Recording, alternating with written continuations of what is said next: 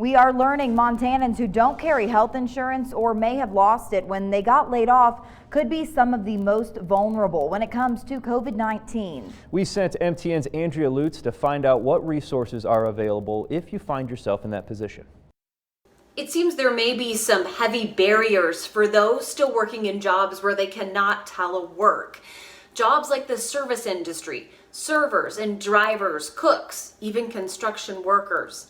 It's these workers that may face the biggest challenge if they do end up getting the coronavirus because they report they have no health insurance. And it's these kinds of jobs that have an increase in the risk of exposure to COVID-19, according to research from the Kaiser Foundation. The study says in 2018, nearly 28 million non-elderly people in the U.S. lacked health insurance. I think that is the key to this right now.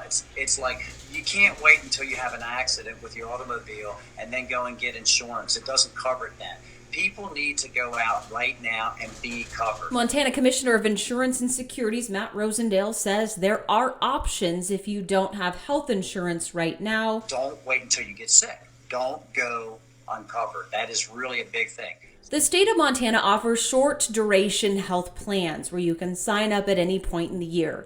Rosendale also says if you recently got laid off, you could be eligible for COBRA benefits through your previous employer, but premiums could be much higher. Health insurance through the federal exchange is still an option because losing your job is a qualified circumstance through the Affordable Care Act. And there is some good news for those who still do have health insurance. Anyone whose physician has recommended that they get tested for COVID-19, that test is free of charge, and all the major health insurers here in the state have waived all the co-pays and deductibles in association with that testing. The Families First Coronavirus Response Act was signed into law in March, which may ensure more uninsured can access free testing. However, the legislation doesn't necessarily address coverage of treatment if you do get COVID-19 and don't have health insurance. Whether you're going to have a conversation with your landlord or whether you're going to have a conversation with your insurance agent,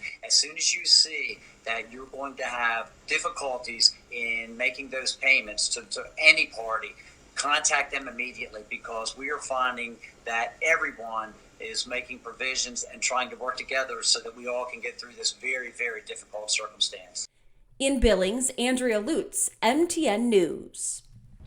Andrea says it's unclear if Congress could back additional programs to cover those without health care.